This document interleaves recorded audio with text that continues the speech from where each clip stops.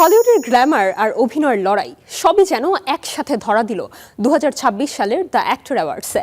আগের নাম স্যাগ অ্যাওয়ার্ডস হলেও নতুন নামে 32তম এই আসরে বসেছিল তারকাদের মেলা। লস অ্যাঞ্জেলেসের শ্রাইন অডিটোরিয়ামে পুরস্কার জয়ের পাশাপাশি রেড কার্পেটে নতুন ফ্যাশন ট্রেন্ড নিয়ে এসেছে দারুণ সব মুহূর্ত।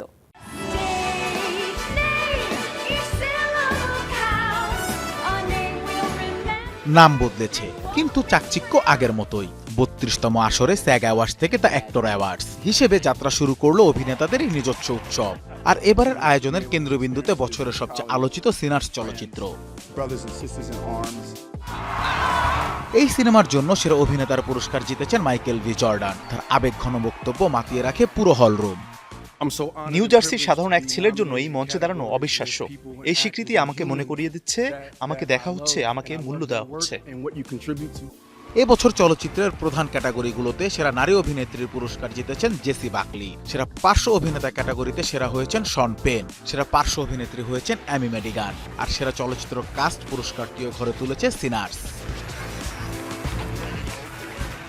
অন্যদিকে টেলিভিশন ক্যাটাগরিতে সেরা ড্রামা সিরিজ কাস্ট নির্বাচিত হয়েছে দ্য পিট। সেরা comedy series cast the Studio. Drama ক্যাটাগরিতে সেরা অভিনেতা নোয়া ওয়েল ও অভিনেত্রী হয়েছেন কেরি রাসেল। কমেডি ক্যাটাগরিতে সেরা অভিনেতা নির্বাচিত হয়েছেন সেথ রোগান।